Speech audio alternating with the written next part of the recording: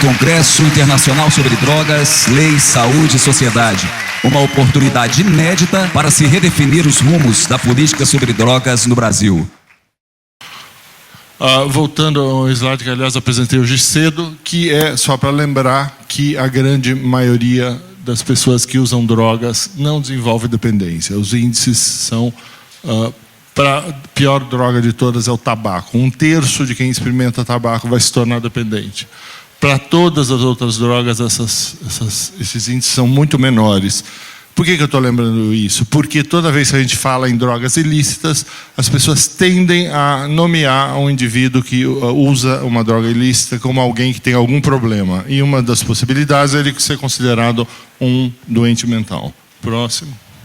A guerra às drogas. A guerra às drogas foi instituída na década de 70, bastante impulsionada pelos Estados Unidos, que tinha como objetivo utópico um mundo livre de drogas. ênfase na redução da oferta, extinguir as drogas do mundo, abordagem de redução de demanda através de informações parciais e alarmistas que se resumiriam ao famoso diga não às drogas. Quais os problemas da guerra às drogas? A ineficácia é uma droga, é uma guerra que... uma droga, o ato falho veio bem a calhar. É uma droga mesmo. E ela nunca teve crédito junto à população de usuários ou dependentes. Próximo slide. Em contrapartida à guerra às drogas, a gente tem a redução de danos, que é uma política de saúde que se propõe a reduzir os prejuízos de natureza biológica, social e econômica do uso de drogas, pautada no respeito ao indivíduo. O próximo. Então, quais são os pressupostos básicos da redução de danos? É uma alternativa de saúde pública, alternativa para os modelos moral, criminal e de doença. Promove acessos a serviços de baixa exigência como uma alternativa. Ações de baixo para cima, frequentemente as medidas de redução de danos nascem dos próprios usuários e baseado no pragmatismo empático, ou seja, sua capacidade, a capacidade nossa dos técnicos de ouvir o usuário de droga e saber a partir de uma empatia com a vivência dele, você construir um projeto em cima disso. O próximo. Bom, exemplos de RD, a gente tem milhares, a gente poderia ficar aqui meia hora falando, desde os programas de troca de seringa, que a gente já participou intensamente, quando a gente montou o PROAD, há 25 anos atrás, na universidade, tinha um contingente de usuários de drogas injetáveis. A gente chegou a propor o primeiro programa de troca de seringas feito por uma universidade, foi em paralelo com a Bahia. A Bahia fez na mesma época, o Tarcísio fez isso em Salvador, e a gente fez isso na Unifesp. E nós quase fomos presos, porque quando a gente começou a dar seringa, para eles não se contaminarem pelo vírus da AIDS, começaram a dizer que a gente estava estimulando o uso de drogas. E até uma série de outras questões. A gente tem um exemplo que eu gosto de citar, que é a redução de danos, que as pessoas não reconhecem que seja redução de danos. É essa lei de se você beber, não dirija. Por que isso é redução de danos? Isso é um exemplo de redução de danos no álcool e na prevenção. Por quê? Porque eu não estou falando para o indivíduo não beber, eu não estou interferindo no hábito dele, na relação dele com a bebida. Eu estou apenas reduzindo os riscos decorrentes desse uso de álcool. Então, esse é um exemplo de se beber, não dirija, de redução de danos na prevenção com o álcool. Mas eu gostaria de colocar alguns aspectos, por exemplo, na prevenção, no tratamento, da amplitude dessa questão. Eu estava mencionando a guerra às drogas, né? Por coincidência, em 1991, eu estava com um grupo de trabalho da atual Senad, na época não era Senad, era o CONFEN, Conselho Federal de Entorpecentes. A gente foi num grupo coordenado pela Telva Barros, que muitos de vocês conhecem, e a gente estava vendo programas de prevenção nos Estados Unidos. E naquela época, em 1991, justamente o governo americano já tinha 15 anos de guerra às drogas, tinha investido mais de 20 bilhões de dólares nessa guerra às drogas e eles contrataram um escritório americano para fazer a avaliação da eficácia desse programa nos 51 estados americanos. Depois de um ano de trabalho desse grupo de pesquisadores, chefiados pelo Michael Klitzner, A conclusão foi de que esses 20 bilhões de dólares em 15 anos foram jogados pelo ralo. A eficácia foi nula. Para piorar, a guerra às drogas até estimulou a curiosidade e aumentou o consumo por uma parcela de adolescentes. Então, constatada a ineficácia desse programa, se supunha que haveria toda uma reforma. Não houve reforma na época. Se continuou com o programa de guerra às drogas nos Estados Unidos. Agora, muito recentemente, a partir da visão do Obama, a saída do Bush, que se começou a questionar e se mudar esses paradigmas. Pior, o Brasil, depois dessa avaliação da eficácia nula, importou esse programa de guerra às drogas e a gente teve que conviver com essa guerra às drogas, que era algo que a gente já sabia que não funcionava. A questão dos jovens em situação de rua, essa questão do que a gente vai abordar. Em 1994, foi quando pela primeira vez a minha equipe lá da universidade, a gente resolveu ir para as ruas para fazer o primeiro trabalho nosso com crianças e adolescentes em situação de rua. Claro, imbuídos daquela história, nossa, eles estão usando muitas drogas, que é isso? Crianças, jovens usando drogas, vamos tirar essa população das drogas, aquela missão messiânica, né? Bom, foi um desastre o que aconteceu com a gente, com a equipe, porque o discurso daqueles jovens fez a gente ter que rever tudo o que a gente pensava sobre o assunto.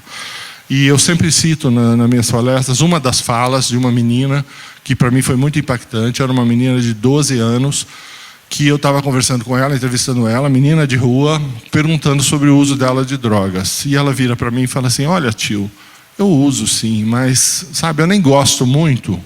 O problema é que eu, para sobreviver, eu preciso me prostituir. Para eu conseguir ter uma relação sexual com o adulto, só se eu tomar uma droga, senão dói muito. Gente, vocês acham que drogas era o problema dessa menina? Você acha que eu ia tirar a droga da vida dessa menina? A droga não era o problema dela. Para ela, a droga era a solução. Então, a gente teve que fazer uma completa remodelação das nossas concepções a respeito disso, ou seja, a partir do momento onde se entende a função da droga nos diversos grupos. Questão de tratamento, eu também tenho um exemplo, que uma vez uma família de classe média me procurou dizendo: olha, a gente tem um filho adolescente, ele é drogado, ele é dependente de maconha, e a gente internou ele no hospital psiquiátrico, a gente queria que o senhor cuidasse dele. Eu fui avaliar o menino no hospital psiquiátrico, e eu descubro que era um menino de 17 anos, muito bem relacionado, com bom desempenho escolar, que usava um baseado de maconha a cada 15 dias. E esse era o drogado da família. E daí, tirando a história dessa família, eu descubro que o irmão dele, 1 ano mais velho, chegava em casa completamente bêbado 3 vezes por semana. E a família achava que o menino era muito precoce, muito bem desenvolvido, muito sociável, não identificando que a dependência estava no irmão e não naquele usuário ocasional de maconha. Ou seja, o peso do proibicionismo fica bem expresso nessa história de como as pessoas veem esse uso de droga e os absurdos que são cometidos, né? Quer dizer, aquela história do famoso filme do Rodrigo Santoro, de Bicho de 7 Cabeças, aquilo lá não é ficção, aquilo é o cotidiano da nossa realidade, em cima dessa política proibicionista. Com relação às populações desfavorecidas, isso é outro problema muito sério. No tempo que a gente trabalhava com AIDS, eu trabalhei bastante com prevenção de AIDS, no tempo que a AIDS era uma grande epidemia que matava em pouco tempo, e a gente não conhecia direito, não sabia o que fazer, a gente tinha demanda da urgência da mudança de comportamento. A gente se apoiou muito nos trabalhos, sobretudo os trabalhos americanos, que tratavam que eles chamavam de hidden populations, né? Populações escondidas, que a gente chama de populações de difícil acesso, ou de populações desfavorecidas. E hoje em dia, olhando para Cracolândia, eu acho que o melhor termo seria populações indesejáveis, porque é isso que acaba acontecendo, lamentavelmente. Indesejáveis por uma série de motivos, né? Uma série de ações que foram feitas na Cracolândia recentemente, a gente vê isso no Brasil inteiro, eu acompanhei mais perto de São Paulo, Eu estou desenvolvendo há 1 ano e meio um trabalho na Cracolândia, no centro de São Paulo, Praça da Sé, e eu tenho vivido isso muito intensamente, né? E essa população, existe uma inversão de uma lógica que eu acho muito perversa, que é feita pelas autoridades. É atribuído à droga essa situação de miséria social em que eles vivem. Ou seja, eles estão assim, eles são uma população indesejável ou desfavorecida, estão na Cracolândia por causa das drogas. Isso não é verdade. Eles são pessoas que não têm acesso à educação, à saúde, não têm acesso à moradia.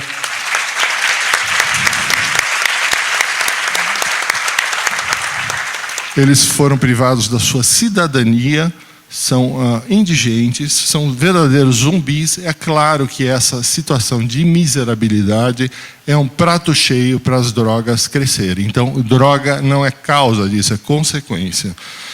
Então, em cima desse tipo de trabalho que eu tenho vivenciado na Cracolândia, eu vejo que o meu conhecimento a respeito de tratamento, de medicina, de conhecimento de drogas, não vale quase nada, porque isso é um pedacinho do trabalho.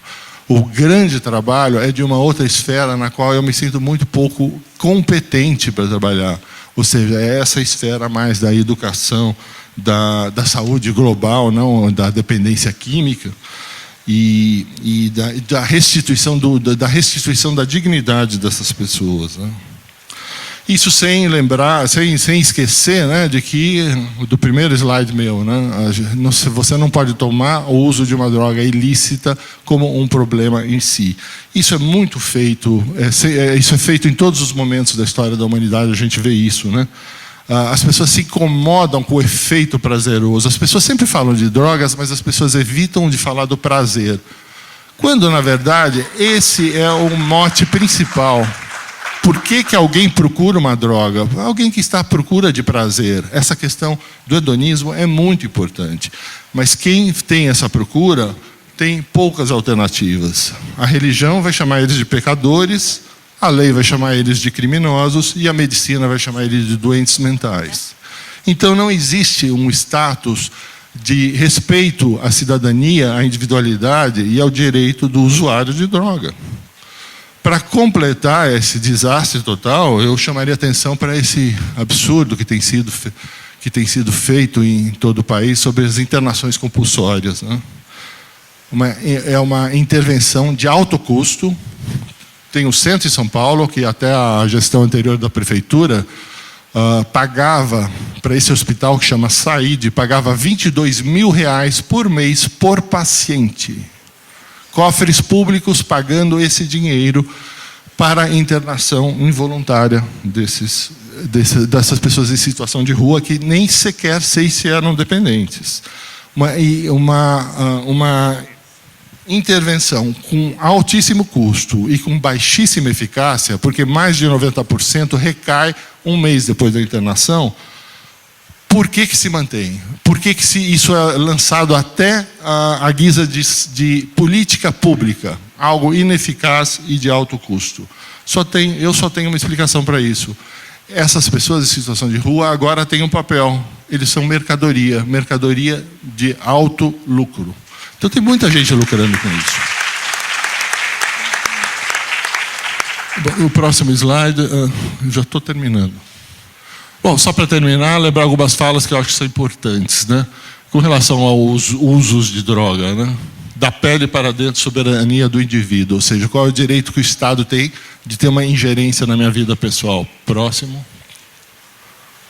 O segundo é um do Gabeira, tem algo no meio aí, mas uma interferência. É um antivírus, não é o vírus. Pelo menos tá bem. O Gabeira falou em 2000, sem vítima não há crime, ou seja, você não pode ser criminalizado por algo que não envolve uma vítima, né? E finalmente o ex-presidente americano Jimmy Carter fala que as penas contra o uso de uma droga não podem ser mais danosas ao indivíduo que o uso da droga propriamente dito. Obrigado pela atenção.